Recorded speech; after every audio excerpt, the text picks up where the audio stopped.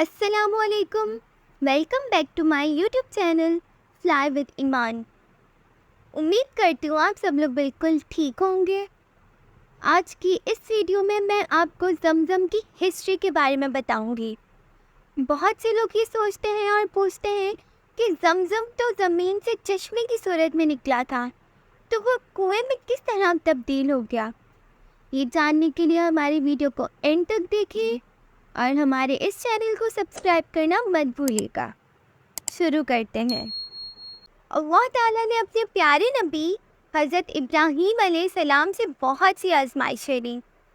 پوری دنیا میں یہ وہ جگہ ہے جہاں پر آج سے تقریباً 4500 پہلے اللہ تعالیٰ نے حضرت ابراہیم علیہ السلام کو یہ حکم دیا کہ وہ اپنی بیوی حضرت حاجرہ علیہ السلام اور اپنے چھوٹے سے دودھ پیتے ہوئے بچے کو اس جگہ کے اوپر چھوڑ کر یہاں سے چلے جائیں۔ تو آپ کو اس جگہ کے اوپر خانہ کعبہ بنا ہوا نظر آ رہا ہے۔ تو جب حضرت ابراہیم علیہ السلام نے اپنی بیوی حضرت حاجرہ علیہ السلام اور اپنے پیارے بیٹے حضرت اسماعیل علیہ السلام کو یہاں پر چھوڑا تھا، تو یہاں پر اس وقت کوئی خانہ کعبہ نہیں تھا۔ ویسے تو خانہ کعبہ حضرت آدم علیہ السلام نے بنایا تھا، تو یہاں پر خانہ کعبہ ہونا چاہیے تھا۔ وہ اس لیے نہیں تھا کیونکہ جب طوفان نوح آیا تھا وہ اتنا بڑا طوفان تھا کہ زمین میں جو کچھ بھی تھا وہ ایک طرح سے ختم ہو گیا تھا۔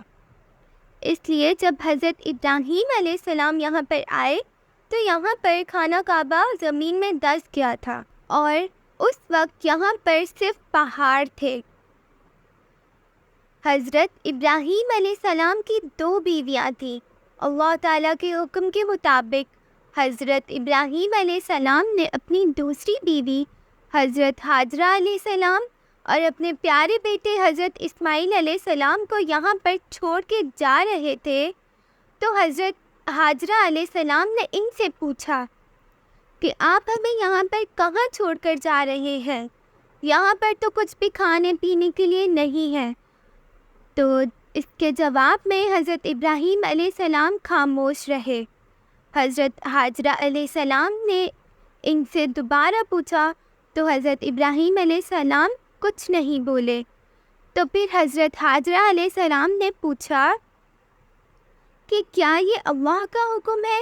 اس پر حضرت ابراہیم علیہ السلام نے سر ہلا دیا۔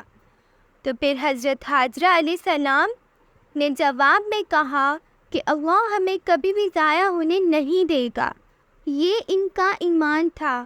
اور اس کے بعد پھر حضرت ابراہیم علیہ السلام اپنی پہلی بیوی کے پاس ملک شام میں چلے گئے۔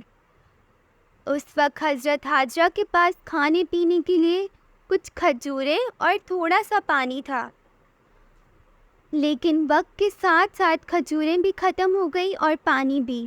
مکہ میں پہاڑوں کے بیچ اس وادی میں بہت زیادہ گرمی تھی، اور یہ جو گنبد آپ کو اسکرین پر نظر آ رہا ہے، اس وقت اس جگہ کے اوپر ایک پہاڑ ہوتا تھا اور اس کا نام تھا صفا پہاڑ۔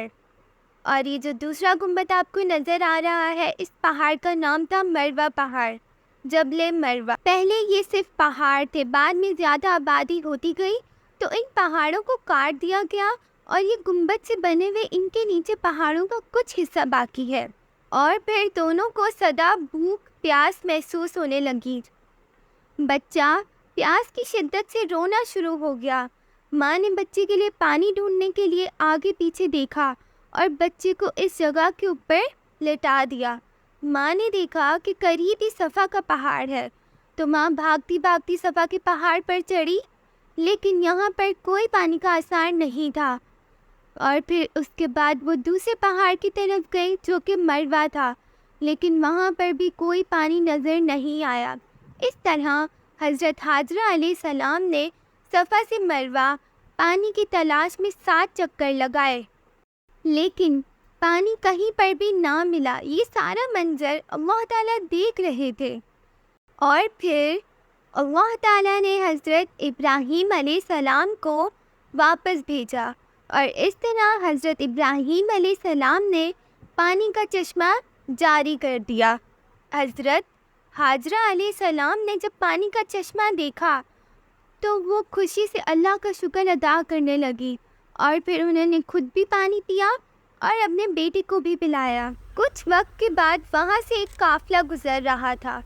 उन्होंने आसमान पर देखा तो कुछ परिंदे उड़ रहे थे, और परिंदे वहीं होते हैं जहाँ पानी हो। तो वो काफिला उस तरफ बढ़ चुका था और वो हज़रत हाजरा अलैहिस्सलाम के पास आया। हज़रत हाजरा अलैहिस्सलाम से यहाँ पर रहने की इजाज़त मिली तो हज़रत हाजरा अलैहिस्सलाम ने इनको यहाँ पर रहने दिया और यहाँ पर इसी तरह से लोगों ने रहना शुरू किया। कुछ सालों के बाद हज़रत इब्राहीम अलैहिस्सलाम वहाँ पर वापस आए। हज़रत इस्माईल अलैहिस्सलाम इनके बेटे बड़े हो गए थे। अल्लाह पाक के हुक्म से इन्होंने मिलकर वहाँ पर अल्लाह का घर दोबारा बनाया और ये सिलसिला इसी तरह काफ़ी अरसे तक चलता रहा। लेकिन तारीख़ में कुछ ऐसे वाक़यात की वजह से ज़मज़म के चश्मे को बंद कर दिया गया और फिर आने वाली नस्लों को ये पता ही नहीं था कि ज़मज़म का चश्मा कौन सी जगह पर है। इस तरह ज़मज़म का चश्मा हज़ारों साल तक बंद रहा।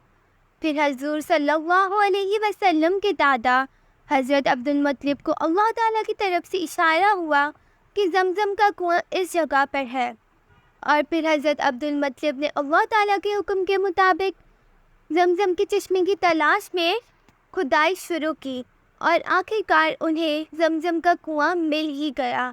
सफ़ा और मरवा के रास्ते में ये एक सब्ज़ रंग का हिस्सा आता है। यहाँ से हज़रत हाजरा अलैहिस्सलाम दौड़कर सफ़ा से मरवा और मरवा से सफ़ा की तरफ गई थी।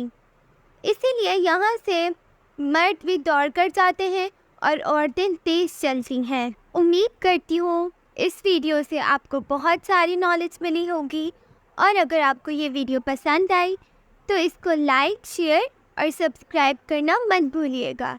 जज़ाकल्लाह।